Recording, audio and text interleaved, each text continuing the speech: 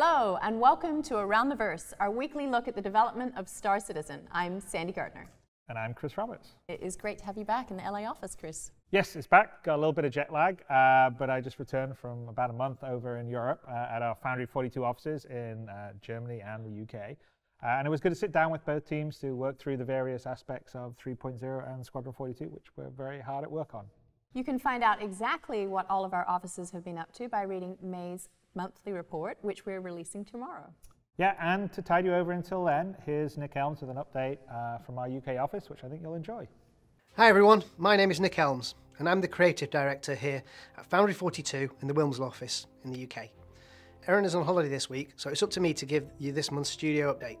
As you would imagine, the Wilmslow office is still a hive of activity with tasks, bugs and features all being worked on for both Squadron 42 and 3.0. Let's start with the ongoing sprints. With the air traffic controller sprint, the initial groundwork has now been completed and we're moving on to more of the functionality, including communicating with the ATC.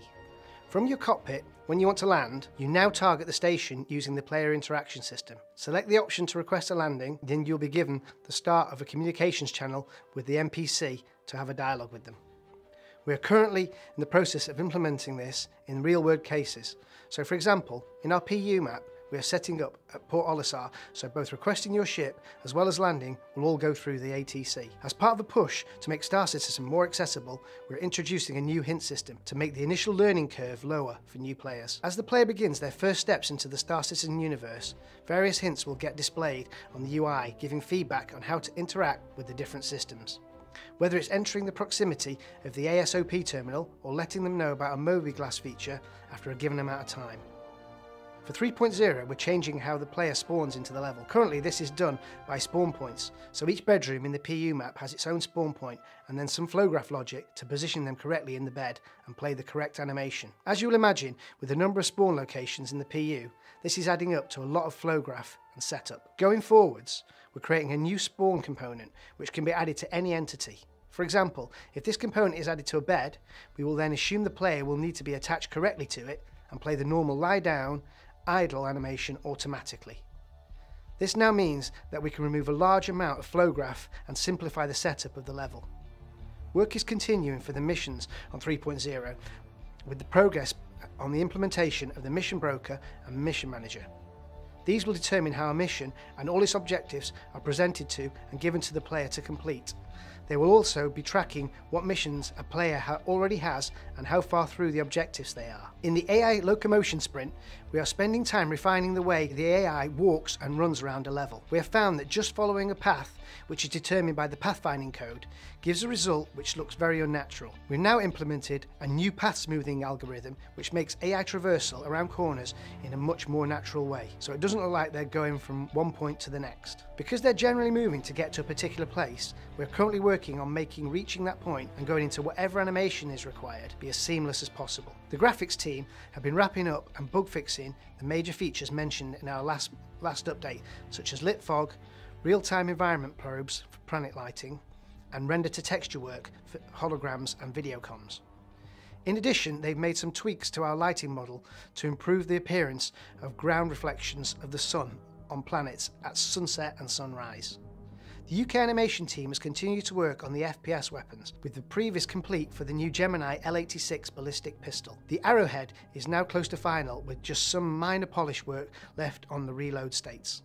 The takedowns have gone from an implementation pass to a more refined animation pass, with concentration on a stronger composition, solid posing, clear silhouettes and polish to the mocap data to better sell the overall action. The AI animation work is ongoing with improvements to posing of enemy patrol states and reactions to sight and sound. The team are also helping to export the remaining gameplay story cinematic scenes so that design can implement and better visualize the story within the levels they're working on.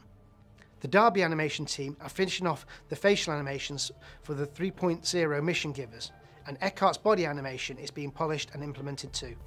Last week, some of the team attended a PU audio and facial shoot in London. They captured some awesome footage from some great actors, and we think it will go a long way to fleshing out the universe. The VFX team have continued tests with a new lighting entity, this time focusing on smaller scale interior electrical effects. They have also been testing the features in the new particle system as provided by the graphics team, including better trail options and depth buffer based collision required for sparks, for example. The first Levski exterior VFX pass is underway, including refinery flames and general ambience.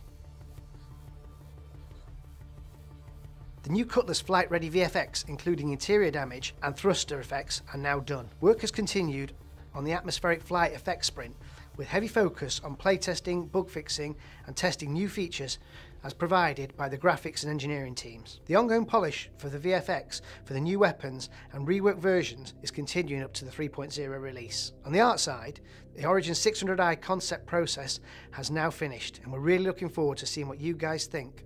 It's one sleek ship. The next ground vehicle has been rocking along, and we're just about to kick off a whole new round of ships. On the ship weapons front, we've taken the Klaus & Werner styling from the FPS weapons and used that to influence the work on the Klaus & Werner laser repeater. On the other end of the spectrum, we're looking at some cool looking Maxox neutron repeaters. The art team has also been hammering away at further Schuben mining station interiors, working out a few more areas to improve on for its believability. This is done by zeroing in on the functionality of the areas. Work has also continued on providing further infrastructure to the habitation pods, including comms arrays, water collectors and small deployable communication units. Our space scenes have been getting a major facelift for the 3.0 release. We've been very busy adding large volumes of interplanetary space dust within the Stanton system. Adding texture and visual interest to our space overworld has been a big priority for the 3.0 release. As part of this sprint, we've reworked some of the distant nebula in the Stanton system, but there's still lots more to come. We've been working on large-scale nebula rendering techniques using the Pyro system as a test case. These techniques will help us create our interstellar-scale nebula. Also, for Squadron 42, we're exploring the look and feel of the coil, which plays a major role in the first campaign. We're using powerful fluid simulations to help us achieve this look. Any work we undertake on improving the space for 3.0, as always, is a great benefit for Squadron 42. Work is ongoing for the truck stop station materials. This includes finalising the panel shapes, adding some hue and gloss variation and elements of wear and tear and dirt. The unclad frames are also being finalised with structural elements surrounding the machinery and high frequency detail. We are continuing to work on the solar panels, trying different ideas out and getting them to a stage where they gel well with the rest of the truck stop. The rest of the truck stop team are finalising the main hull pieces before proceeding to the front and back sections of the station. Special consideration is being made to ensure all pieces of work, as well as the modular set, don't look visually repetitive. Detailing areas around the landing pad is ongoing, and this includes adding more visual complexity to the back of the landing pad, as well as the borders around the edge of the pad. In relation to the surface outposts, more of the archetypal outposts have had a dressing and a lighting pass. This includes an emergency shelter which can be found dotted around the moons as a place for crash pilots to take refuge. Also, an illegal drug lab which may or may not be on one of the moons. Planet integration materials for the outpost exterior have been tested and tweaked for sand and ice biomes. This determines the amount of dirt buildup that can vary for each biome and can be adjusted for each outpost for variation. Branding prototyping has been explored for procedure locations, with the Rayari brand as a test case. This includes the main logos and text, along with the secondary logos, indents, lines and signage. This would procedurally swap brands depending on who owns the outpost. With regards to the ship team, the reclaimer work has been completed on the drone room. We were keen to focus on the drone deployment and storage mechanism, as we're excited to see this become functional when drones come online. The engine room has also been completed. Making use of repurposed assets from the Idris, all reused assets go through the process of reskinning with reclaimer materials to make everything feel consistent and cohesive. The exterior damage setup is nearing completion, with internal geometry being built to be exposed when the ship takes damage. Work on the derelict ships and wreckage elements are coming to an end for the initial batch, and support is now in place for design to create mission scenarios based on derelict ships in space or on planets. The material variations of each ship have been created so that depending on which planet the ships are placed on, they will look visually embedded to the surface type.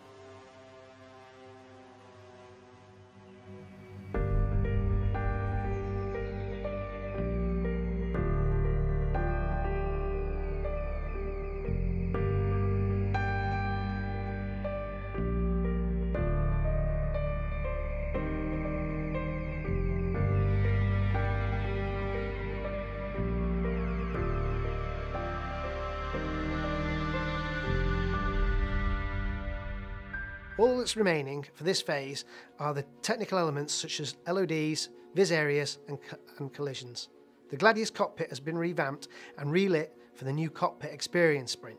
This has been an exercise in improving the player's feeling of immersion and has been a collaboration between several departments. On the art side, it has been achieved by clearing a channel between the top support screens to reveal the Gatling gun on the nose and making a range of interactive buttons for more interesting animations and remodelling the throttle for improved functionality. The cockpit canopy has been extended for a better clarity and new interior lighting has been added to help bring it all to life.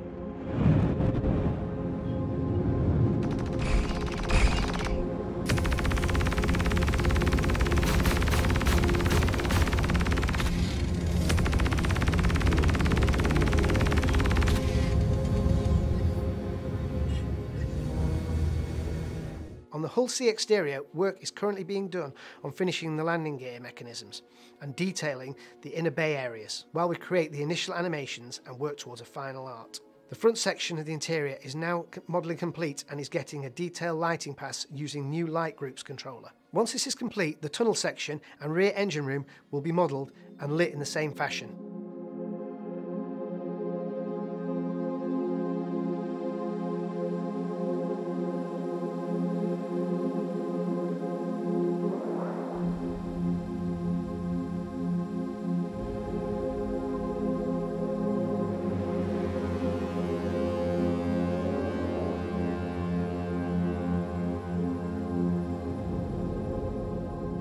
The live design team are ploughing ahead with content for the PU, and they've made sure to spend a bit of time giving much needed love to some of the existing Arena Commander and Star Marine maps. Dying Star has received a new lease of life with the addition of procedural asteroids, which give a much more cinematic dogfighting experience. Both of the Star Marine maps have received a number of balancing changes based on feedback from the community. In Echo 11, we've made some adjustments to the capture points, and in Last Stand and Damien, we've added a sneaky new EVA route from the Marine Spawn Zone to Landing Pad B. On the UI front, we've been busy chipping away at all the various features that are making their way into the new Mobiglass. We've made progress on getting the home screen fully functional and displaying elements of the actor status, atmospheric readouts, suit status readouts, as well as personal overview. We've also got player loadout management working as an app in Mobiglass. This interface should easily carry over to handle ship loadout customization as well, as is currently in the Arena Commander front end menu. We're also working to get the Mobiglass UI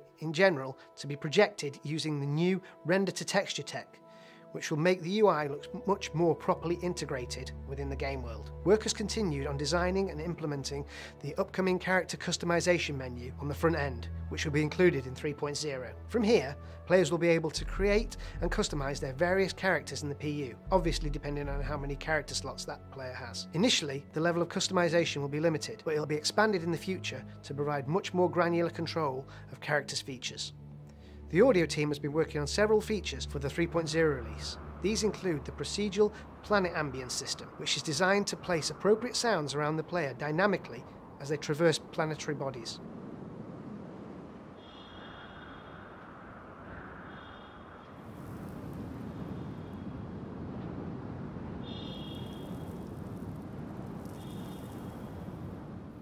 We've also been refining the approach on how we produce ship armaments and first-person weapon audio, further ensuring they are satisfying for the player while reflecting player-driven modifications and customization. This example I'm going to show you today is for the Bearing Size 2 laser cannon.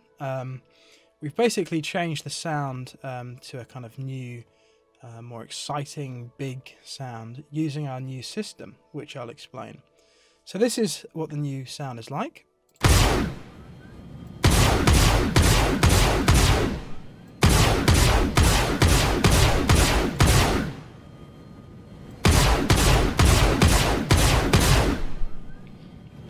So as you can hear, it's basically, yeah, a lot bigger, a lot punchier, a lot more kind of pronounced.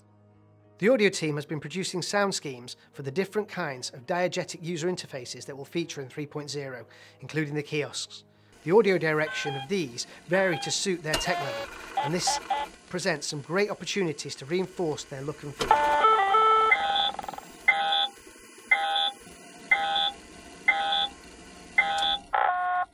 Preparation has begun in earnest for a Foley session at Pinewood Studios to ensure audio coverage for character clothing and armour, and content to extend the footstep system further. Progress has also been made on the foundational audio tech such as dynamic bank loading, the actor status system, the audio propagation system, and music logic system, as well as content production for derelict ships, bespoke 3.0 location sound design, ship damage effects, audio support, ship improvements, and more besides. We're really excited about all the new content and gameplay that 3.0 will bring, and as you can see from what's been going on here, we're getting closer every day. All that remains for the UK update is to send out a massive thank you to you, our backers, without which we would not be able to put together this amazing game. See you in the verse. Placing procedural asteroids into Arena Commander should add a fun new wrinkle to dogfighting. Yeah, no, it's actually great to see the new technology we've been building with 3.0 and beyond make all the aspects of the game better and handsome. And also, it's also cool to see a lot of the new stuff that we're working on that was in the report, like the space, the space wrecks on the moons, and we'll have them out in space. It can be really kind of fun to discover and explore. Very cool. One of the biggest upgrades coming to the game is Item 2.0. On last week's episode, we used ships to explore how this system opens a whole new world of possibilities for Star Citizen. Yeah, that's right. So when it comes to ships, it allows for swappable components, ties into the new interaction system, and even upgrades the seats and cockpit displays, making the aspect of flying and controlling or using a ship much more tactile and visceral, which has been the sort of goal of Star Citizen since the beginning. For more on this, here's part 2 of our feature on how Item 2.0 is changing the way you'll play the game.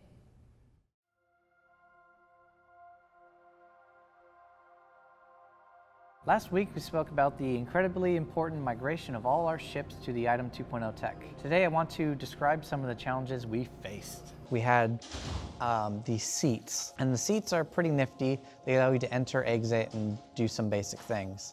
But they're only for vehicles. They're part of the vehicle logic.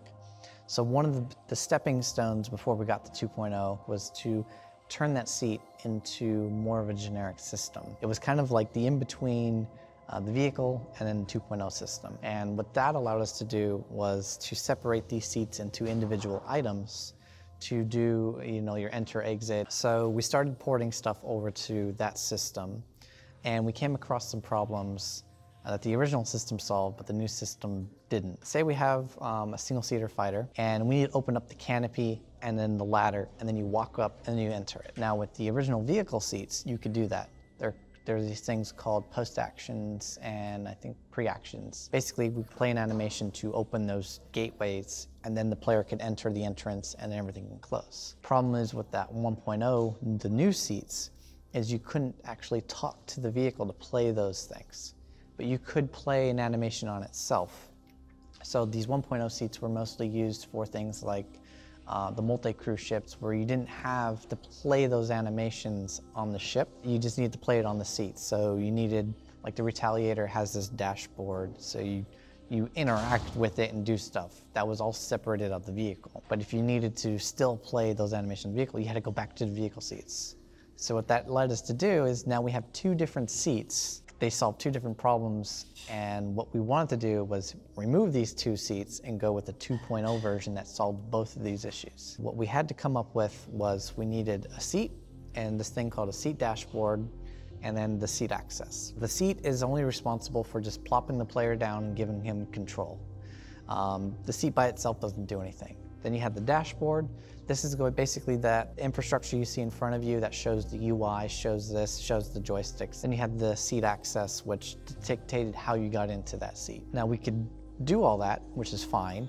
However, we needed to break, as you can see, we now have 3 different items, where those other original things just had, like the vehicle seat just had it just on the ship. So now we have to break out all of these assets and put them into different items, We have to break out all of the animations into these different states. Yes, the system allows us to do a lot more. It allows us to do things that some of the animation team want to do, but because of the way the old vehicle seats and item seats were designed, we had to go back and revisit how we did those, change the art, change the whole process, take our animations, cut them up in different ways just to get them onto the 2.0 infrastructure.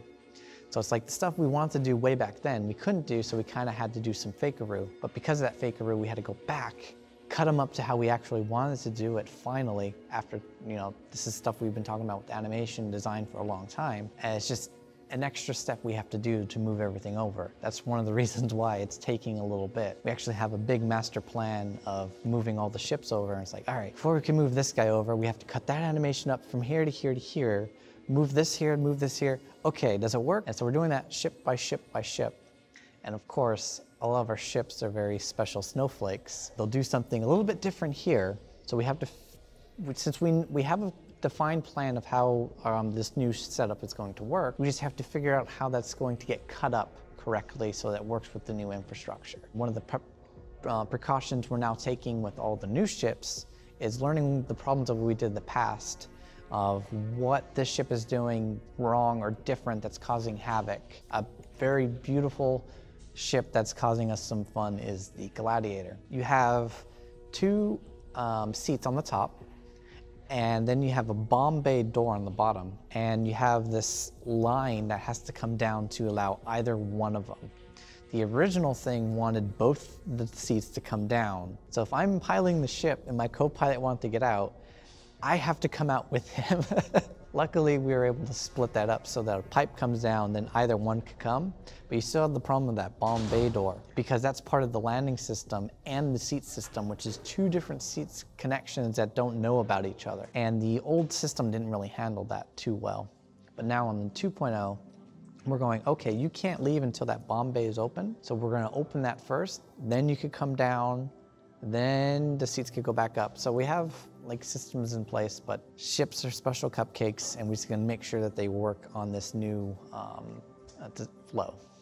When we're splitting up the ship from moving the vehicle from being the seat to this kind of sub-hybrid thing called the 1.0 seats, we had this thing called a seat host. And the seat host was basically trying to remove that bit of logic of seat from the ship to a generic thing. And it was like a very beginning sort of structure. It was kind of a weird mixture of things. The idea for that thing was so that vehicle, turret, generic stuff could use this, have seats. But because of that, a lot of things started using this thing called iSeat host. So you had things in the player code checking to see if you're attached to an iSeat host. You had things in UI checking to see if you're an iSeat host. So you had a lot of these embedded things checking for this thing called an iSeat host, which was horrible, but it was the only way to get stuff going until we separated these things into components. We now have to take those things that relied on the seat host and make them more into a more generic thing. One of the biggest challenges is going to be, of course, the UI. Things like the visor relied heavily on these seat host things to pull events, to pull information out of, these events would get dispatched when, I have my ship again, this guy starts firing, this guy's UI will listen to it, and it has to go, oh, I'm not the guy shooting, so I'm gonna ignore this block. But not everywhere did that. So you have the UI listening to all these crazy events, and it had to rely on this thing called a seat host. But if the seat host disappeared and didn't unregister, you'd crash and all sorts of problems. We've came up with this new infrastructure for the UI, for the seats, where they relied on more of the item component themselves rather than the seat level. And what this allowed us to do was worry about just the item. So you would have a UI for power, it just relied on knowing about the power plant. It didn't care about the vehicle, it didn't care about the player or what it was attached to. And the beauty of that is I could technically slap this onto a big Benny machine that has a power plant and you could see its power coming. But that was the dream. And separating that UI bits and pieces is one of the biggest overhauls we had to do, not just for UI, but in all the other sections of the code, and we're still dealing with it because we're at a point where we have to maintain both the item 1.0 and the item 2.0 until we could fully flip the switch saying 1.0 is not supported. So you have some UI with that seat host, some UI with just the power, and it's kind of that weird thing you're trying to deal with to not break the old until everything can get switched over to the new system. One of the other big architectural changes we've been working on is going back to the vehicle. If we had items on here, we had this thing called an event system that sent an event to the vehicle and that would dispatch it to everybody else. But since we want to get away with that event system, for one, everyone knows about it, and two, it was immediate and it was on the main thread. So what that meant is if I sent an event and I sent it to everybody, the main thread basically has to wait until everyone got it, they all did their update, and then everything happened instantaneous. So if radar picked up some enemy and he sent an event saying this thing was added, the UI would get it. If I have to create all these resources just to display, a lot of things would happen when one event gets dispatched. So one of the things that we changed is instead of having this immediate called event system, we have this thing called a multi-threaded event system. And instead of everybody connecting to the vehicle's event system, they have their own and they can link to each other. So now if the UI wanted to know about radars getting, stuff appearing on the radar, it could listen to this thing called the radar data bank. And the radar data bank, when it picked up something from the radar would send an event to the data bank. The data bank wouldn't process it right then and there.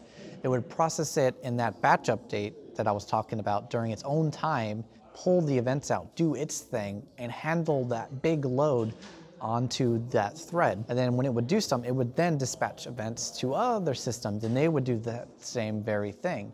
So we've just offloaded this heavy system into batches. And it also allows us to guarantee that when this guy sent the event, the other guy would pull it down when he was ready and not immediately occurring. And with that nice event system, we could actually do some nifty things where we could actually localize those events. So before, as I was saying, we have we separated the person who controls stuff from the actor to this thing called an item user. The item user has these main events, we call them input events, and he has an input and an output event system. He could get inputs from all sorts of things, and he could send off outputs. So if I press a button, he might go, oh, I need to turn on lights. He'll translate that to an out event system. He will dispatch to all the items they control, but they'll only pull it down when they're ready to. So the player hits a button, and maybe switch on light. The switch on light gets sent to an event. It finds the controllers that he controls, figures out, oh,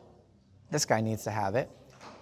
Cue this event. That light controller will pull the event down in its batch update, go, okay, I need to turn on lights. So I'm gonna go through all my lights, send them an event saying, hey, go turn on. They'll go in their batch update and go, oh, I should be on or off. I'm gonna turn on, off, on, whatever button you hit. So now we've moved this thing that was a global thing on the vehicle, so I send an event here and everyone gets it, to a more localized system that all gets utilizing that batch update and the whole big infrastructure of our controllers and items. This other thing that we have with this item 2.0 infrastructure, with their old system, with their vehicle, when I sat down in the seat, I would get control of weapons, items, and all that stuff, and each thing would kind of handle their own set of logic. I'm hitting the fire button to shoot, and then it would do its thing and shoot. We wanted to separate that into a much more coherent structure. So after talking with design, we came up with this new concept where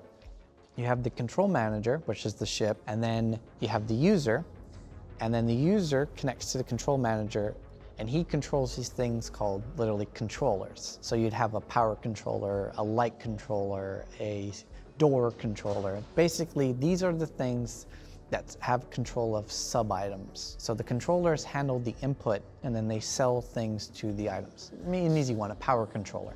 So this power controller might have control of sub-power plants. It will talk to UI saying, here's all the power plants that you have. What do you want to do with them? So if I hit UI or maybe a button to throttle, it'll send an event to the controller. The controller will go, yes, you could do that. No, you can't do that.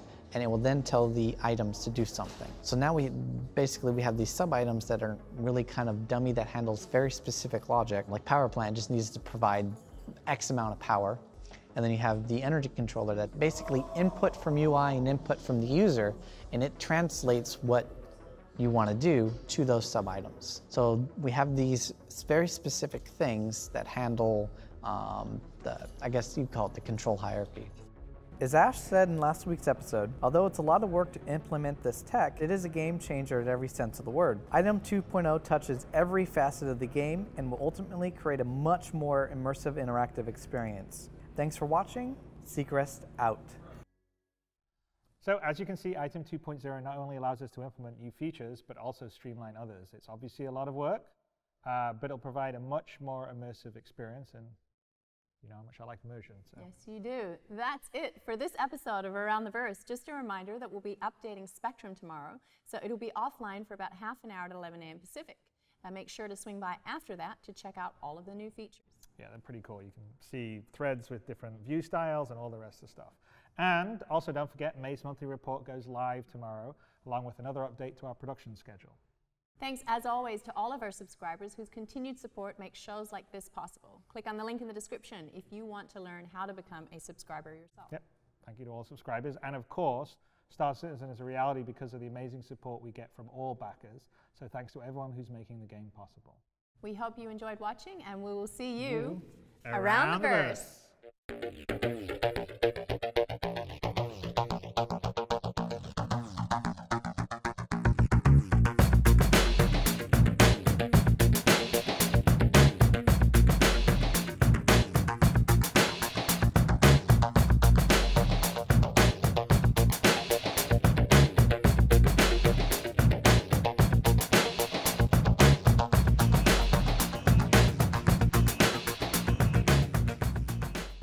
Thank you for watching. So if you want to keep up with the latest and greatest in Star Citizen and Squadron 42's development, please follow us on our social media channels. See you soon.